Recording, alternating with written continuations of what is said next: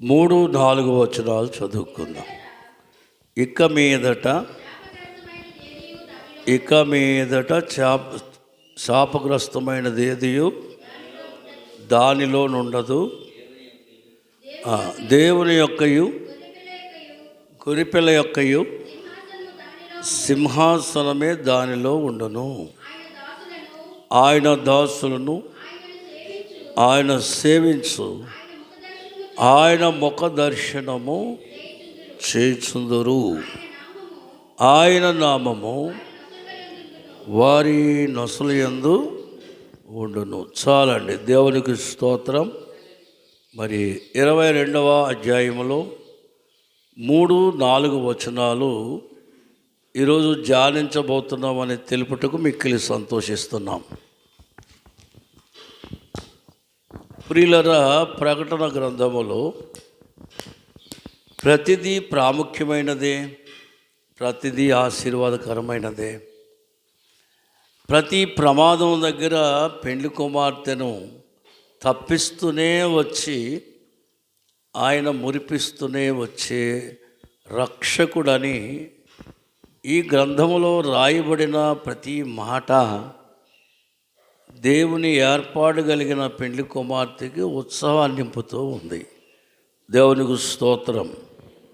ప్రియులరా, 30 60 100 అంటే 30 వారు శ్రమ నొంది బయటపడ్డారు. 60 వారు శ్రమలోకి వెళ్ళక ముందు బయటపడ్డారు. 100 వారు శ్రమను చూడకుండా పరలోకానికి పెళ్లి కుమార్తెగా వెళ్ళారు. దేవునికి స్తోత్రం. ఈ 3 సంగతులు మనం చూస్తూ ఉన్నప్పుడు 30 వారు విడిపించబడ్డారు, 60 వారు కూడా తప్పించబడ్డారు. పెళ్లి కుమార్తె అయితే పూర్తిగా ఎవరి సన్నిధికి వెళ్ళిపోయింది. ఎంత సంతోషం! దేవునికి స్తోత్రం. చూశారు, శ్రమ పడ్డారు, చూశారు, శ్రమ పొందలేదు, కానీ శ్రమ ఎలా వస్తుందో తెలుసుకున్నారు. శ్రమ మాకు వస్తుందంటే దిగులా, విచార, సంతోషమా? కానీ పెళ్లి కూతురికి ఏం లేదు, చూడనో లేదు, శ్రమను అందనో లేదు. పరలోకానికి వెళ్ళి దేవుని సముఖానికి చేర్చబడింది. అందువల్ల వారిని ప్రేమ స్మరణతోనే, వారిని ప్రేమతోనే పరిపూర్ణమౌ వారుని మీదనున్న ప్రేమ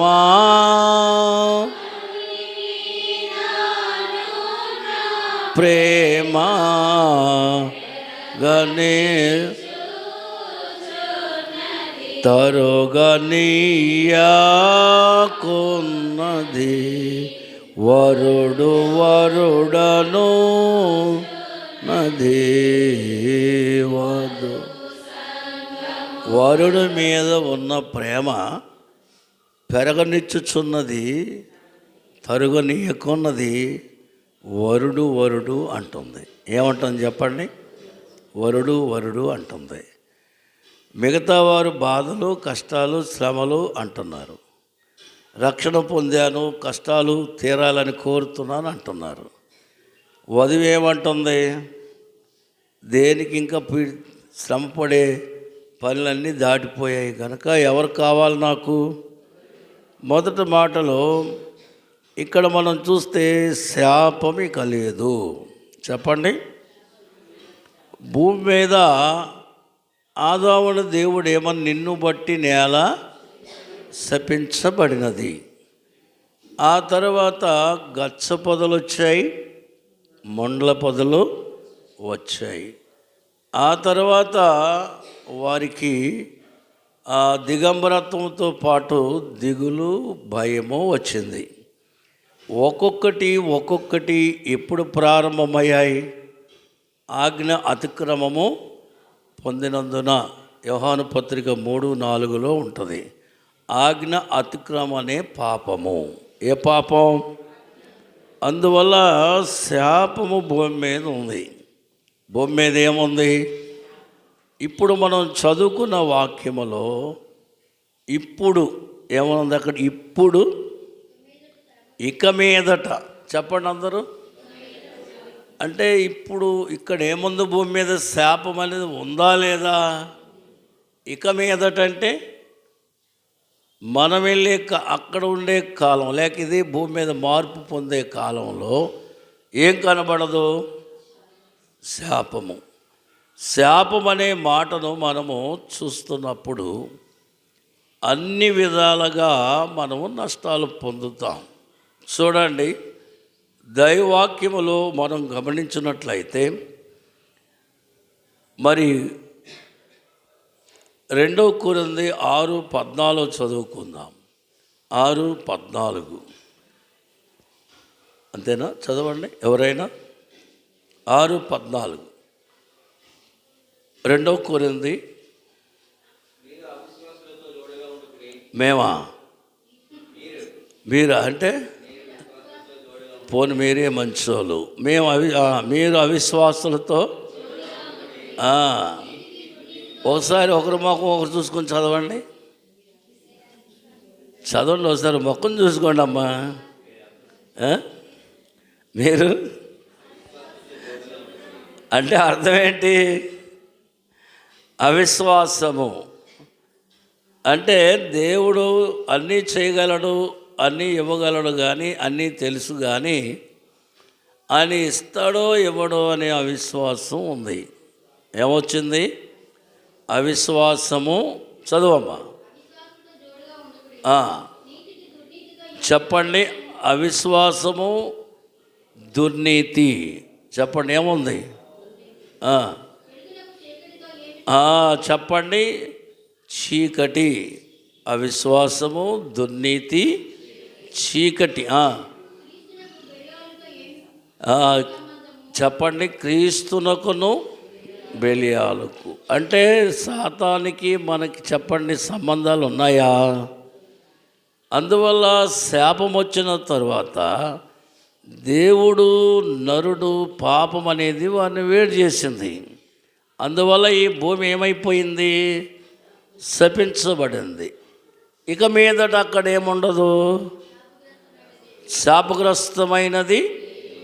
అందువల్ల మరొక మాట కూడా చదువుదాం పరిశుద్ధ గ్రంథములో. ప్రకటన గ్రంథము 18వ అధ్యాయము 4వ వచనం చదువుకుందాం. మరియు ఇంకొక స్వరం పరలోకము నుండి ఇలాగూ చెప్పగా వింటిని, నా ప్రజలారా, మీరు దాని పాపములో పాలివారు కాకుండుడి. దేవునికి స్తోత్రం. ప్రభునందు ప్రియులారా, ఈ భూమి శాపం పొందింది గనక అవిశ్వాసముతో, దుర్నీతితో, చీకటితో, సాతాను క్రియలతో నిండిపోయింది. అందువల్ల ఎవరిని అడిగినా ఉత్తరం రాసినప్పుడు నేను క్షేమంగా ఉన్నానని రాయలేదు అనుకోండి, వాళ్ళకి అక్కడ అనుమానం వస్తుంది. ఏమైపోయారో వీళ్ళు, ఉన్నారో లేరో అని చెప్పి. 77వ సంవత్సరంలో దివి తుఫాను వచ్చింది. మేము చీరాల్లో ఉన్నాం. మా నాయనమ్మ గారు ఇక్కడ పది చూసింది. ఆ దివి తుఫాను అంతా కొట్టుకెళ్ళిపోయారని చెప్పి వార్తలు, అప్పుడు ఇప్పుడులా దగ్గర వార్తలు లేవు, పేపర్ చూడటమే కాబట్టి వాళ్ళు భయపడ్డారు. భయపడి ఒకరిని పతి అడిగారు వెళ్ళి. వాళ్ళు ఏం చెప్పారంటే, బావురమని ఏడుస్తున్నారు చిన్నపిల్లలు, పెద్దలు తల్లి పిల్ల లేదు, పిల్లకి తల్లి లేదు, ఎక్కడో వాళ్ళు కుట్టుకుపోయారని చెప్పారు. అందరూ ఇక చింతాక్రాంతులైపోయారు. అప్పుడు ట్రంకాలు కూడా ఉన్నవాళ్ళకు ఉండే, అందరికీ లేవు. నేనా సమయంలో పెళ్లి చేసుకుందామని మా పెద్దలతో మాట్లాడడానికి అదే టైంలో నేను మా అత్తగారు బయలుదేరాం. బయలుదేరి మా ఊరు వెళ్తాను, అందరూ చూస్తున్నారు, మీరు చచ్చిపోయారు అన్నారు, మీరు చచ్చిపోయారు అంటున్నారు. అంటే అర్థం ఏంటి? సరైన వార్త అందకపోతే సందేహమే. అందువల్ల దేవుని పిల్లలు గమనించండి, శాపం అనేది ఎప్పుడు వచ్చిందో, ఇప్పుడు ఏమైనా పాపములో పాలివారు కాకుండుడి. ఏం కావద్దు మీరు? ఈ భూమి శపించబడింది గనక ఆ కాలములో 7 ఏండ్ల శ్రమకు అనుగుణ్యంగా ఉన్న వారి భక్తులు, దిగజారిపోయిన వారికి వర్తమానం, ఎత్తబడిన వారికి వర్తమానం దేవుడు సెలవిస్తున్న మాట కనబడుతుంది. దేవుడు స్తోత్రం. అందువల్ల చూడండి, ఎఫెసీ పత్రిక 5వ అధ్యాయము 7వ వచనం చదువుకుందాం. 7వ వచనం, 5వ అధ్యాయము 7వ వచనాలు ఒకసారి. ఎవడును మిమ్మును మోసపరచనీయుకుడి, అట్టి క్రియల వలన అమ్మా దేవుని ఉగ్రత. అంటే ఈ భూమి మీద శాపం ఉంది గనక మరొక భాగాన్ని ఇప్పుడు మనం చూస్తే, ఒకటి అవిశ్వాసము, రెండవది ఇప్పుడే మర్చిపోయారా ఏంటమ్మా? భక్తిహీనత, చీకటి, పాలివారం, చెప్పండి, సాతాను, పాపములో. ఇవన్నీ ఆటోమేటిక్గా అందరికీ అలవాటు అయిపోతాయి ఈ లోకంలో. వాళ్ళకి వీళ్ళకనేమి లేదు, గురువు అని శిశువు అని లేదు. అందుకనే అలాంటి ఈ భూమి మీద ఉన్న వారికి మరొక భూమికమ ఏం చెప్తున్నాడంటే, ఆయన స్వయముగా సిద్ధము చేసి ఇచ్చే భూమి మీద శాపం ఉండదు. ఏముండదు? ఇప్పుడు చెప్పండి, మీకు అవిశ్వాసం వల్ల మేలు కలిగిందా? అవినీతి, దుర్నీతి వల్ల మేలు కలిగిందా? చీకటి బ్రతుకులంటే అన్ని కీడులకు లోనైన మీ జీవితంలో సంతోషం ఉందా? సాతాను మిమ్మల్ని ఎవరినైనా నెమ్మదిగా ఉండనిచ్చిందా? ఒక్కరు చెప్పండి, ఎవరైనా లేచి. ఎవరికి నెమ్మది లేదు, అవునా? అందువల్ల వాడి క్రియలు, వారిని అనుసరించిన వారు పాపములో పాలివారైపోతారు. ఏమైపోతారు? దేవుడు నీతిమంతులు కావాలి అని పెళ్లి కుమార్తెని పరలోకానికి తీసుకెళ్ళాడు. దేవుడు స్తోత్రం. కాబట్టి ఈ సమయంలో వాక్యాన్ని మనం చూస్తున్నప్పుడు, ఇప్పుడు మనం ఏం చదువుకున్న ఎఫెసీ పత్రికలో? దేవుని ఉగ్రత. ఎవరు ఉగ్రత? అందుకని నాకు నెమ్మది ఉంది ఈ భూమి మీద, నాకొద్దు ఆ కొత్త ఆకాశం, కొత్త భూమి అనుకుంటే అది మీ ఇష్టం. రేపు చాలామందికి అక్కడికి వెళ్ళిపోతే కథ సినిమా ముగిసినట్టు అనిపోతాం. చాలామంది గ్రంథం అయిపోగానే సినిమా కాదు. అసలైన జీవితం కొత్త భూమి మీద నీకు ప్రారంభమవుతుంది. దేవుని స్తోత్రం. అసలైన సంతోషం ఏ భూమి మీద ప్రారంభమవుతుంది? అసలైన జీవము ఏ భూమి మీద ప్రారంభమవుతుంది? అసలైన ఆహారము ఏ భూమి మీద ఉంటుంది? అసలైన సంతోషము కలిగి. అందుకని ఇక్కడ ఏమి లేదు, శాపగ్రస్తమైనదేది, నిన్ను భయపెట్టి బాధపరిచి భ్రమపరిచి ఏ కీడు నీకు లేదు, ఏ బాధ నీకు లేదు అని చెప్పడానికి ఈ వచనం మనకి ప్రభు వినిపిస్తూ ఉన్నాడు. వింటున్నారా అమ్మా? వింటున్నారా? తింటున్నారా? దేవదాస్ అయ్య గారు అన్నారు, వినేవారు తింటారు. చెప్పండి, వినేవారు తింటారు, వింటారు, తింటారు. వినని వారు తింటారు, తంటాలు పడతారు. విన్నవారు ఏం చేస్తారు చెప్పండి? డాక్టర్ గారు చెప్పారు పరీక్ష చేసి, సార్ మీరు షుగర్, తీపి సంబంధం ఇది తినకూడదు. నేను వినలా, బయట మంచి అట్టిపళ్ళు అరడైంది తిన్నాను. ఇప్పుడేమొచ్చింది తంట, మంచం బట్టే. కారణం ఏంటి? దేవుని వాక్యం జాగ్రత్తగా వినకుండా పెడచెవిన పెడితే రేపు 7 ఏళ్ల శ్రమలో తంటాలన్నీ నీకే ఉంటాయి. ఎవరిని విడిపించరు. దావీదు కీర్తన 10:7 వచనాన్ని ఒకసారి చదువుకుందామండి. దావీదు కీర్తన 10వ అధ్యాయం 10వ కీర్తన 7వ వచనం చదువుకుందాం. 7వ వచనం. వారి నోరు దేంతో ఉంటుందట? వారి నోట్లో ఏముండదు చెప్పండి? శాపముతోనూ కపటముతోనూ. ఏమండి, సొంత కొడుకు సరి పలకరించకపోతే వరే నువ్వు ఎప్పుడు పాడైపోతావు అంటాడు. ఇంతకాలం పెంచే కొడుకుని ఏమంటాడు? నువ్వు పాడైపోతావు, నువ్వు పనికిరావురా అంటాడు. వారి నోరు ఎలా ఉంది? మీరు ఇక్కడ ఉన్న వాళ్ళు చెప్పండి, మీరు ఎవరిని, మీ పిల్లల్ని, కుటుంబాన్ని, అత్తమామలు, భార్య పిల్లలు ఎవరిని శపించారా లేదా? మీ చేతి కింద లేక ఉద్యోగస్తులు కానీ, పైన ఉన్నవారు కానీ, వ్యాపారస్తులు కానీ, స్టూడెంట్స్ మిమ్మల్ని అడుగుతున్నా, ఏమంతేనా? చదువుతున్నప్పుడు నువ్వు అడిగిన మార్కు చెప్పలేదనుకో, నువ్వు ఎలాగో నేను పోతా, నువ్వు పోతావులే అంట. ముందు మనిషి నోట్లో ఏముంటుంది చెప్పండరా? నేను ఎంచబడగల అంటే ఏ భూమి మీద ఉన్నావు? అది శాపగ్రస్తమైన భూమి మీద మంచి మాటలు ఎలా వస్తాయి? మంచివాడైన యేసయ్య మనకి మంచి సంగతులు నేర్పుతున్నాడు గనక మంచేదో చెడేదో మనకు అర్థమైంది. అర్థమైతే సరిపోద్దా? దాన్ని అవలంబించినప్పుడే ఆ ఆనందాన్ని మనం పొందుతాం. దేవునికి మహిమ కలుగును గాక. కొలసీ పత్రిక 2వ అధ్యాయంలో అపోస్తలుడైన పౌలు 18వ వచనంలో ఒక మాట చెప్తాడు. అది చాలా విచిత్రమైన మాటగా నాకు అనిపించింది. చదవండి ఎవరైనా. 2:18 2వ అధ్యాయం లేదా?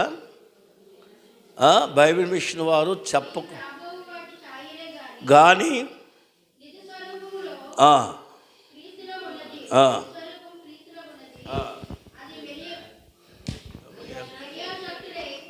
వినయాసక్తులై ఒక్కటి ఉందమ్మా, దేవదూత రైట్ అండి, అది చదవండి సార్. ఇచ్చగలిగి గొప్పగా చెప్పుకొనొచ్చు శరీర సంబంధమైన మనసు వలన ఓరక. ఏమనుకున్నా? కాశీలో వచ్చా, నిన్నే వచ్చాను. ఎక్కడికి వెళ్ళి అమ్మా? మొన్నేమో మరో ఊరు వెళ్ళి వచ్చాను, మొన్నేమో మరో దగ్గరికి వెళ్ళి వచ్చాను. ఏం చేసావంటే చూసా. చెప్పండి, ఏం చేశా? మాట్లాడలేదమ్మా. మహానంది వెళ్ళాను, నంది నోట్లోంచి నీళ్ళు వస్తున్నాయి, కానీ నంది మాత్రం కదలట్లేదు. ఏం కావట్లేదు? మాట్లాడట్లేదు. మీరు చూసారా? అతిశయం, అతిశయం, అతిశయం. కనుక దేవుని శరీర సంబంధమైన దౌర్భాగ్యమైన స్థితి నుండి ఈ స్థితి మానవునికి ఎందుకు వచ్చిందంటే ఈ భూమి శపించబడినందున. ఈ భూమి అందువలనే భ్రమలతో తినే ఆహారంగా చేసే పనుల్లో కానీ ఎవరికి వారమే భ్రమపడుతూ ఉంటాం. చెప్పండి, ఎవరికి వాళ్ళు ఒకసారి చెప్పండి. అవునా కాదా? భ్రమపడతారా? భ్రమపడుతూ ఉంటాం. జాగ్రత్తగా మనం ఒక మాట చదువుదాం. దేవుని స్తోత్రం. ప్రభునందు ప్రియులారా, చూడండి, 2వ లేఖ 2 పేతురు 1 పేతురు పత్రిక 2:16 వచనం చదువుదాం. 2:16 వచనం, 2వ అధ్యాయము 16వ వచనాన్ని. స్వతంత్రులయుండుడి. చెప్పండి, దుష్టత్వమును. ఎప్పుడు కూడా మన అభిలాష ఏంటి? మా అబ్బాయి అలా చేయడండి, మా అమ్మాయి ఎలా చేయదండి, మా మేనమామ అలా చేయడు, మా మేనత్త కూడా, నేను కూడా అలాగూ. అంటే చెడుతనాన్ని కప్పుపుచ్చుకునే దుష్టత్వం అనేది భూమి మీదకి ఎందుకు వచ్చిందంటే ఈ భూమికి శాపం ఉంది. చెప్పండి, చెప్పండి అమ్మా. అవునా? మీరెవరు మాట కప్పిపుచ్చుకోలేదా? చెప్పండి, మీరెవరి మాట కప్పిపుచ్చుకోలేదా? కప్పిపుచ్చుకున్నా. మీ నాన్న మంచోడు కాదమ్మా. భలే ఎవరండి మా నాన్న, ఎంత మంచోడు, ఎంత మంచోడు. అవునా? లేదు లేదు, మీ నాన్న దొంగతనం అసలు ఎవడైనా చేస్తారుగా, మా నాన్న అసలే చేయడండి అంటారు. అది చేశాడో లేదో తెలీదు, కానీ ముందుగా మనం ఏం చేస్తాం? ఇది దుష్టత్వం. నీకు నాకని కాదండి, అందరికా కొందరికా. అమ్మ చెప్పాలి మీరు ఒకసారి, పురుషులు చెప్పండి అయ్యా. అవునా కాదు? మా బ్రదర్ మంచోడే కదా, మన పక్కోడు మూట చెప్పండి, ఎవరిదో మూట ఎత్తుకుపోయాడు. అబ్బాయి అలాంటోడు కాదండి, నేను చిన్నప్పుడు నన్ను చూస్తున్నాడు అంటాం. అంతేగాని చెడుతనాన్ని ఒప్పుకోలేని మనసు శాపితమైనటువంటి భూమి, నిన్ను నీవు భ్రమపరుచుకునే భూమి. అందుకనే ఈవేళ రక్షకుడు నీకు అవసరమైంది. ఆయనే లేకపోతే ఈ వ్యత్యాసం నీకు తెలియదు ఈ భూమి మీద. అదే ప్రభైన యేసుక్రీస్తు వారి మీద అందరికీ మంట. మారు మనసు పొందలేని వాళ్ళకి, రక్షణ పొందలేని వాళ్ళకి ఏదో ఒకటి చూసి భ్రమపడి ఆహాహా ఆహాహా ఆహాహా. చెప్పండి, ఏమనుకోకుండా ఒక మాట చెప్తా. ఒక మహారాజు గారు మంత్రి కలిసి వెళ్ళిపోతూ ఉన్నారట. ఆ దారిలో ఒక గారడీ చేసే మనిషి ఉన్నాడు. ఆయన ఒక టోపీ పెట్టుకున్నాడు, మంచి టోపీ పెట్టుకొని పైకి చూస్తున్నాడంట. ఆహా ఆహా అని రాజుగారు అన్నారంట, మంత్రి వాడు ఇందాక చూస్తున్నాడు, ఏంటి వాడు పైకే చూసి కేకలు ఎత్తున్నాడు, ఒకసారి కనుక్కొని రా అన్నాడంట. మంత్రి గారు వెళ్ళారు. అరే ఏం కనబడుతుందిరా అన్నారంట. ఏం కనబడటం ఏంటండి? అదిగోండి మోక్షలోకంలో దేవుడు, దేవుని సింహాసనం, దేవదూతలు హో అన్నాడంట. రాజుగారు చెప్పారంట, అరే మనం బోల్డ్ పనుల మీద ఉన్నాం, ఎప్పుడేం చూడలేదు మనం. నీకు ఎలా కనబడుతుంది? ఈ టోపీ పెట్టుకుంటే కనబడుతున్నాడంట. అరే కొంచెం బతిమా, నేను ఇవ్వను. అరే బాబు ఎవరా? రాజుగారు అడుగుతున్నారు అని లాక్కెళ్ళి ఇచ్చారంట. ఎవరికి? రాజుగారు చూశారు. రాజుగారు కూడా ఆహాహా ఆహాహా అన్నాడంట. మంత్రి గారు అనుకున్నారంట, ఇప్పుడు ఏం చేయాలా? మంత్రి గారు కూడా టోపీ పెట్టుకున్నా, బతిమాలి అడిగాడంట. సరే పెట్టుకున్నాడు. ఈయనకేమీ కనబట్ల. ఇప్పుడు కానీ నేను ఆహా అనలేదు అనుకో, ఈడు దుర్మార్గుడై ఉండి నా దగ్గర పని చేస్తున్నాడు, వీడి గొంతు కోస్తాను లేదా ఊరేస్తాను అంటాడు రాజు. ఉద్యోగం తీసేస్తాడు, ప్రాణం తీసేస్తాడు. ఏమీ కనబడకపోయినా ఏమన్నాడు? ఆహాహా ఆహాహా అన్నాడంట. రాజుగారికి అనుమానం వచ్చింది, ఒకవేళ నేనేం తప్పు చేశానో ఏంటి, వాడికి కనబడి నాకెందుకు కనబడలేదని. వాడిని పిలిచాడంట, అసలు అండి, రే నువ్వేం చూశారు అన్నాడంట. నేనేమీ చూడలేదండి అన్నాడంట. చెప్పండి, నేనేమి చూడలేదు. మరి ఎందుకు ఆహా అన్నావు అన్నాడంట. మీ రాజ్యం అలా ఉందండి అన్నాడంట. మీ రాజ్యం ఎలా ఉంది? టోపీ పుట్టిదే, చెప్పిన మాట, ఈ చుట్టూ ఉన్నవి, ఈ భూమి మీద ఉన్నవి అన్ని ఆరాధనలు, చెప్పుకునే ప్రజలు. చెప్పండి, ఉందా? లేకపోయినా ఉన్నట్టు, చూడకపోయినా చూసినట్టు, తెలియకపోయినా తెలిసినట్టు, రాకపోయినా వచ్చినట్టు సమాజాన్ని మభ్యపరుస్తూ జీవిస్తుంది. ఎందుకంటే ఈ భూమి శాపం అందింది కనుక. ఇవన్నీ ఎందుకు అభ్యాసమైనవి? ఈ భూమి ఏం పొందింది? మాట్లాడలేదు. ఇది శాపం పొందిందని ఎవరు చెప్పారు ఈ ప్రపంచానికి? అయ్యో ఎవరు చెప్పారు? క్రైస్తవుడు చెప్పాడు. దేవునికి స్తోత్రం. ఇవన్నీ దేని వల్ల వచ్చాయి? శాపం వల్ల వచ్చాయి కనుక శాపగ్రస్తమైన లోకంలో సుఖం ఎవడుకుంది? ఉందా? నీకు నాకు ఉందా? ఎవరికి లేదు. ఉన్నట్టు ఏం చేస్తున్నారు? అందుకని దేవుని పిల్లరా, ఇక్కడ ఏమంటున్నాడు పేతురు? పాపమును కప్పుతున్నాము, దుష్టత్వమును కప్పిపెట్టుటకు ప్రయాసపడుతుంది మన లోకం. అందుకని పేతురు గారు అంటాడు, చెప్పండి, ప్రభు చెప్తున్నాడు, దుష్టత్వాన్ని కాక నీతిని బయటికి తీయాలి. దుష్టత్వం అనేటువంటి దానితో కప్పబడిన ఈ లోకంలో దేవుని నీతిని బయటికి తీసినప్పుడే ఈ దుష్టత్వమును మనం త్రుక్కివేయగలం, దాన్ని విడిచిపెట్టగలం, దాన్ని వదిలిపెట్టగలం. దేవునికి స్తోత్రం. కనుక దేవుని పిల్లర గమనించండి. 2 పేతురు పత్రికలో 2వ అధ్యాయము 19వ వచనం కూడా చూద్దాం. 19వ వచనం. తామే భ్రష్టత్వమునకు దాసులయుండియు అట్టివారికి స్వాతంత్ర్యమిత్తుమని. ఏమిస్తారంట? వాళ్ళు ఎలాగున్నారు చెప్పండి? వారేమో ఎలా ఉన్నారట? దాసులయ్యుండి, భ్రష్టత్వం గలవారయ్యుండి నీతిమంతులకి వారు దారి చూపిస్తారట, నిందారహితులకు వారు దారి చూపిస్తారట. అది సాధ్యమవుతుందా? దేవునికి స్తోత్రం. అందుకనే తీతు పత్రికలో 2వ అధ్యాయం 15వ వచనంలో చూడండి, పరిశుద్ధులకు అన్నీయు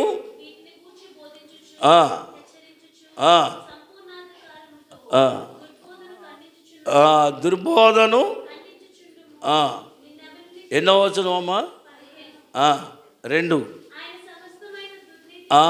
సమస్తమైన దేవునికి స్తోత్రం, దేవునికి మహిమ కలుగునుగాక.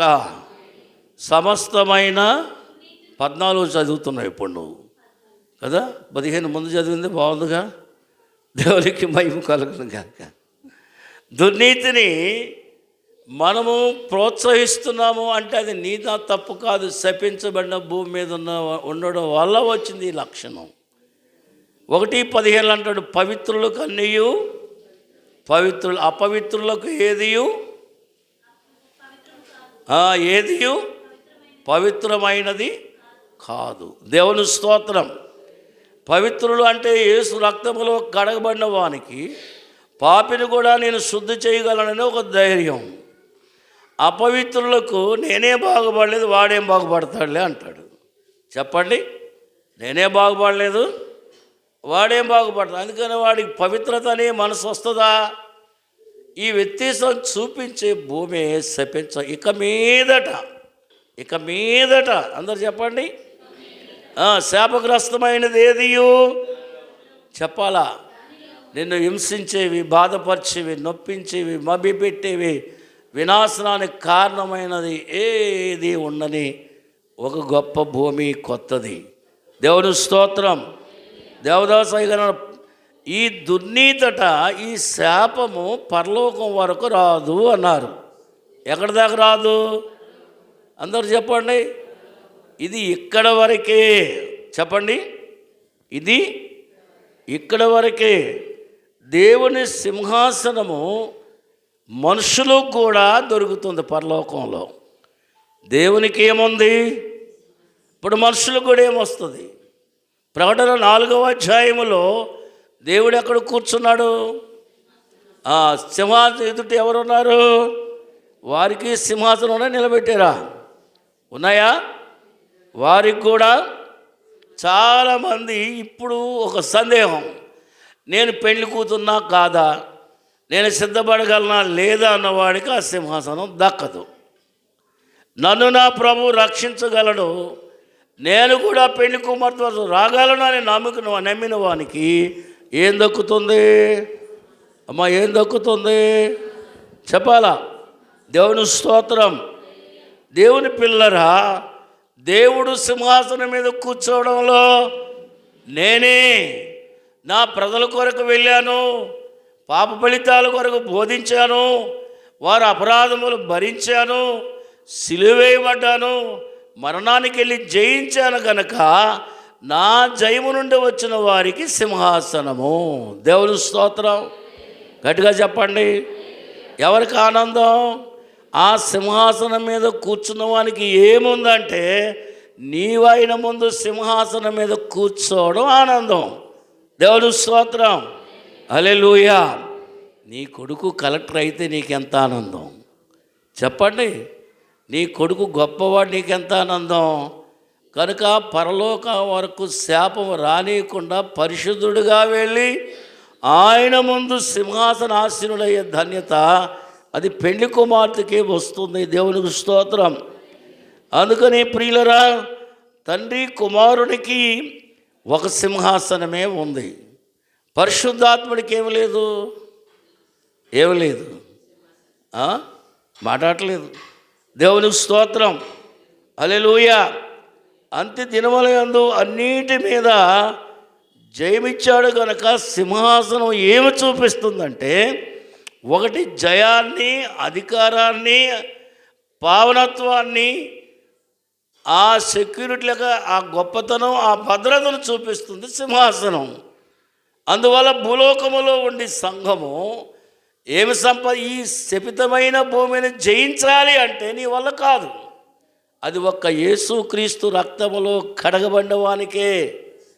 ఎవరు ఆయన రక్తములో కడగబడతారో, ఎవరు సంపూర్ణ రక్షకునిగా పూర్తిగా ఇష్టపడతారో, ఆయన మాటకు లోబడతారు, ఆయన వాక్యాన్ని పాటిస్తలేక నమ్మి ఎవరైతే ఉంటారో వారికి ఆ అద్భుతం ఉంటుంది. దేవుని స్తోత్రం.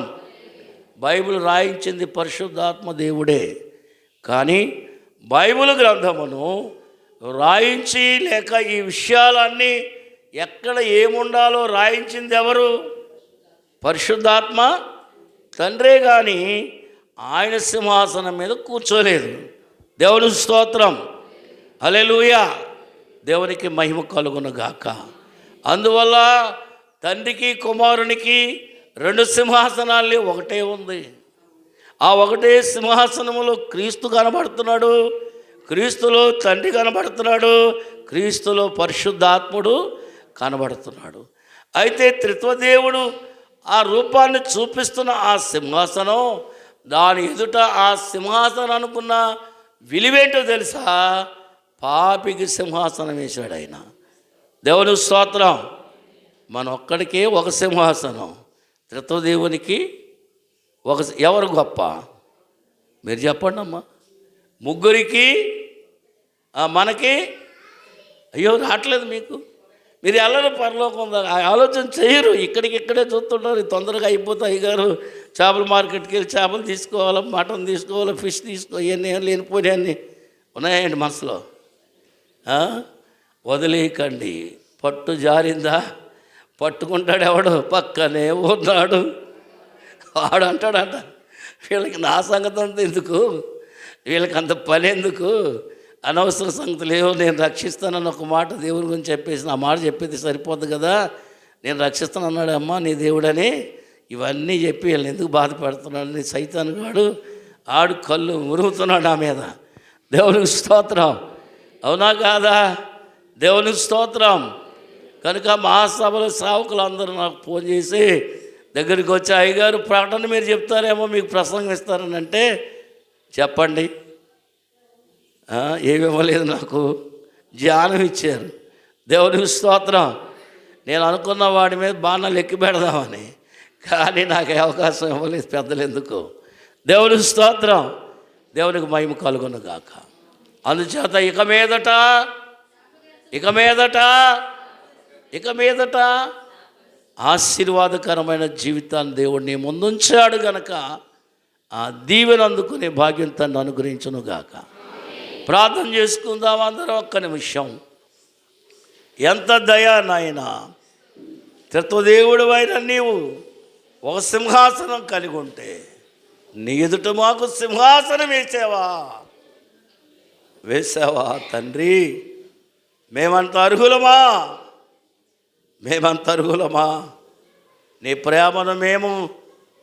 మీ ప్రేమను మేము కొనియాడగల శక్తిమంతులము కామయ్యా. దయానిధువైన తండ్రి, బిడ్డలందరిని ఆశీర్వదించండి, ఆత్మతో నింపండి. పెళ్లి కుమార్తెగా నేను సిద్ధమయ్యా. సింహాసనం నాకు ఇచ్చిన స్థానంలో కూర్చోవడానికి నేను అర్హత సంపాదించుకోవాలని బహు సిద్ధపాటు బిడ్డలకు దయచేయమని త్వరగా వస్తున్న యేసునామమున అడుగుచున్నాము తండ్రి. స్తుతియో మందు సబాలన్నిటియందు సంతుష్టి పెంపొందు ప్రభు సంస్కారపు విందు, ప్రభు సంస్కారపు విందు పరుగి ప్రభువే మనవిందు అందుకొను రొట్టెతో ఆయన శరీరమున